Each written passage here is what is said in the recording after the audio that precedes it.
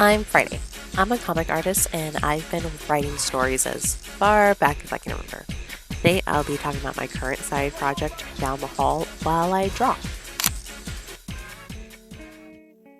Billy has moved across Texas to win back his wannabe actress girlfriend, but upon arrival realizes that it's too late.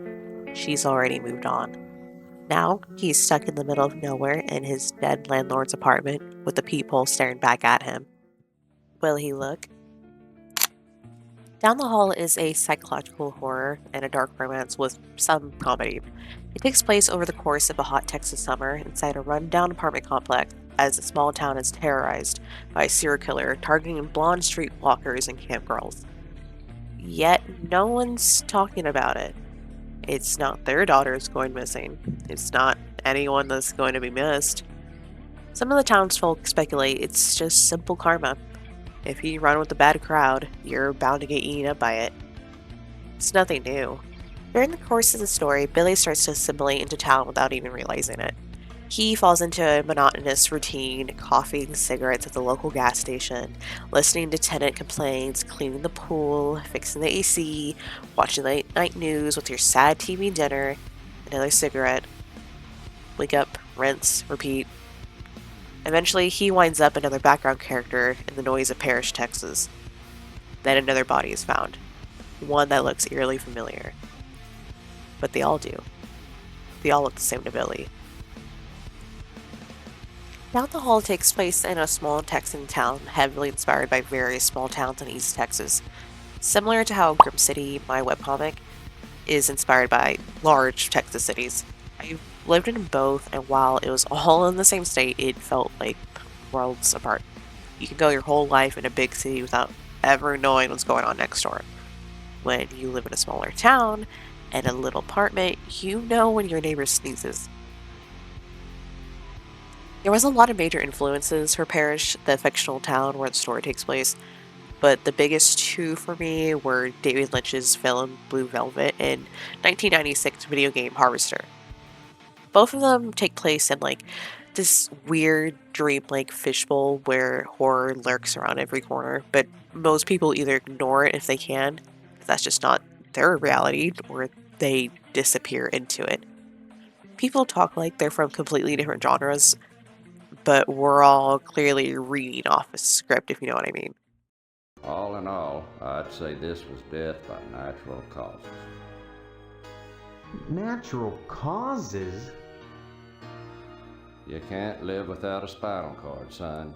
It becomes to different degrees this strange purgatory. We could be in the same town, in the same building, but we have two very different perceptions of what's going on. The reason I put Down the Hall inside an apartment complex is because I think that on top of small town politics and social structure, an apartment is such a good visual metaphor for this kind of phenomena. Knowing that the people around you are experiencing the same life, but having their own different genre. There's something going on in this room. What do you mean? I heard weird noises coming from inside there. Help! Hey, Richard, can you see anything from your window? No. Everything looks pretty normal to me.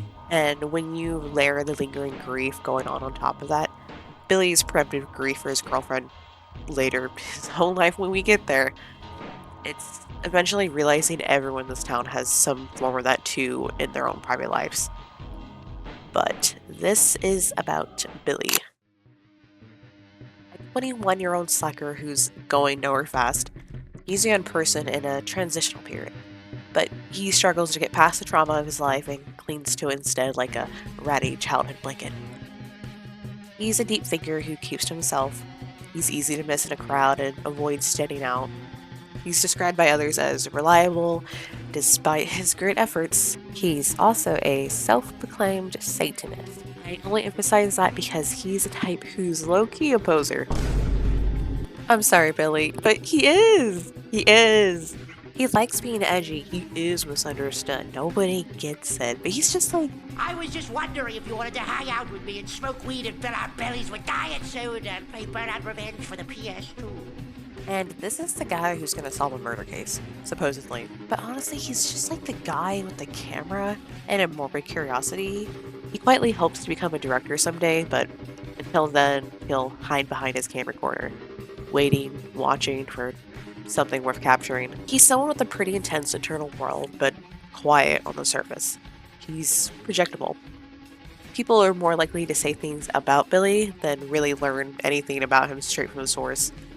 Painfully shy guy, prone to brooding, too stubborn to really change his ways. Why bother, to quote the great philosopher Rivers Cuomo Weezer fame? It's gonna hurt me. But he is at the bottom of it all, a lover. He came all this way for the love of his life, remember? Just, unfortunately, he's a little too late. He's always too late. Madonna, or Donnie as she's known, is Billy's ex-girlfriend. They're on again, off again lovers and have been since high school.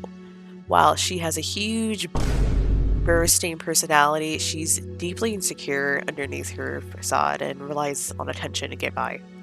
She needs it, more than anything else, to feel secure in who she is. That's why she left, or, well, part of it. She was the one to break up and move all the way across Texas, but the whys and hows are important, okay? It's true love. You freaking haters just wouldn't get it. You've never been loved by a Cookie Monster pajama girl before, and it shows. Design-wise, I referenced this picture. Jessica Simpson is just so iconic. Inspiration for her came from beautiful, tragic girls people misunderstand and like overly romanticize. Think Angela from American Beauty, Laura Palmer, Twin Peaks, Lux Lisbon, her namesake from the Virgin Suicide. She's a very girl next door, but with something dark and complicated going on under the surface. I didn't want to design or write her to be like, oh, and this is a blonde bitch who broke his heart. This is a blonde bitch with a backstory who broke his heart. You know what I mean? That being said, we don't know much about her initially, despite being the only other person in town Billy knows. We find out as he does whatever she's been up to, who she's with, and maybe someday Billy will choose to open up that door and remember why they ended things in the first place. Who was Donnie? Did he ever really know her? Does anyone? Difficult questions rarely have easy answers. Speaking of questions, what the hell is Billy doing for work? Does he have a job? A plan? Yes, he does. Thank you for asking. He's desperate, not stupid. He met a woman on Craigslist asking for a handyman that doesn't ask questions.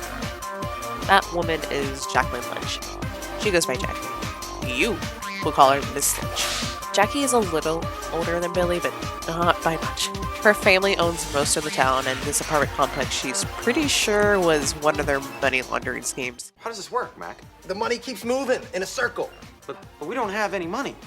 All we have is this. How does this work, I dude? don't know. I thought you. She lets Billy know that from the start, this place is not her priority, but she'd rather not see it go completely to shit. It still carries some memories, and there are still people who live here for whatever reason. I keep her hair messily pinned and pulled away, a little like yourself, to push that busy, manic energy. She can't be bothered to do too much about it, but she still demands be taken seriously professionally. Despite her age and mixed race as one of the few visibly brown people in Parish alongside Billy.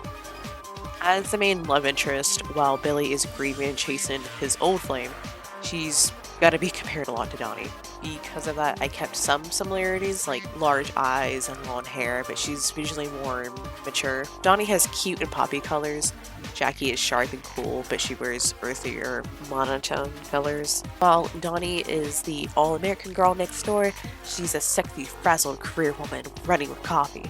She is a headstrong camera woman for the local news station that lacks some tact, which makes her kind of magnetic in her own way. Even if she has no idea what she's doing, she's not the type to let you know that. She prefers to do everything herself. She hates the smell of cigarettes, so no smoking on the job. Billy's okay with that. What he's not okay with is finding out he's staying in the same apartment that a guy died in. after driving 4 hours straight. It's that detail with job posting, I guess. We all make mistakes. One strange detail she did include, though, was that it was imperative that the candidate bring some recording equipment. This is a handyman job. Secondly, the actual job is a documentary gig with her as the director. She's been trying to get in front of the camera for years at her day job, but no such luck. I'll just go to the next blonde bimbo with big hair and veneers. That's fine. Jackie doesn't care. Jackie's all about the truth, the actual truth. There's other blonde bimbos with veneers in trouble who need her. There's a rumored serial killer in the area with a type, and no local news station is reporting on it. This could be her chance.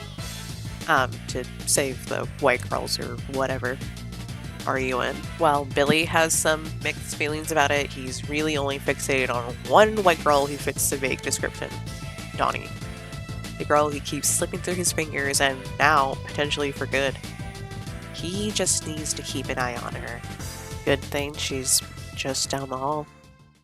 And that's the story, more or less.